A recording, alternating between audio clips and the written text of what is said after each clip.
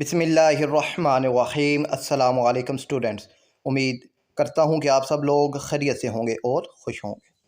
तो बच्चों, class 9th इस्लामियात 2026 का जो पेपर पैटर्न होगा वो आज की इस वीडियो में आपसे डिस्कस किया जाएगा।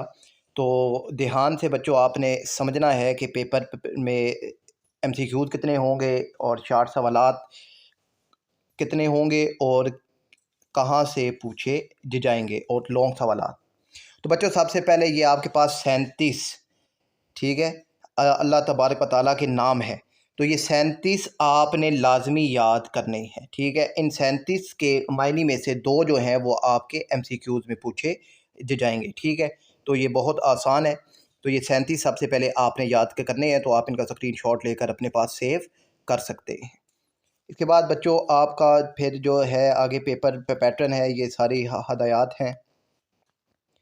और इसके बाद है जी यहाँ से जो है, इसके बाद यहाँ से आपका पेपर पैटर्न शुरू होता है, ठीक है। तो बच्चों कुल नंबर 100 मार्क्स का आपके पास पेपर होगा, जिसमें से हिस्सा अव्वल 20 नंबर का होगा, यानी MCQs आपके पास 20 नंबर के आएंगे, ठीक है। ये आपने याद रखना है, ठीक है। तो ये 20 MCQs बच्चों आपके सामने हैं, तो आप इनका भी स्क्रीनशॉट ले सकते हैं और इनका जो जवाब है वो इंशाल्लाह जल्द ही आप तक पहुंचा दिया जाएगा, ठीक है। और फिर इसके बाद बच्चों ये आपके 20 MCQs हैं। और इसके बाद बच्चों आपके पास आते हैं जी ये सेक्शन हिस्सा दोम आएगा। हिस्सा दोम कुल नंबर 36 का होगा, ठीक है। और जिसमें आपके पास 12 शार्ट सवाल होंगे और हर सवाल के 3 नंबर होंगे। अब ये जो बच्चों आपके पास है ना 24 शार्ट के क्वेश्चन है, तो इंशाल्लाह इन 24 के जो जवाबात भी हम आप तक पहुंचाएंगे। तो आपने ख़ुद भी जो है इनके जवाबात याद करने हैं, ठीक है। सवालात आपके सामने हैं, आप इनका स्क्रीनशॉट ले सकते हैं। इसके बाद बच्चों आपके पास आएगा हिस्सा सोम और ये 30 नंबर का होगा, ठीक है। हिस्सा सोम जो है ये आपके पास 30 नंबर का होगा। और इसमें आपके पास जो सवाल है वो 10 नंबर का होगा, ठीक है। तो 10 नंबर का मतलब है कि आपको इसके बारे में काफ़ी इन्फॉर्मेशन होनी चाहिए इन सवालात के बारे में।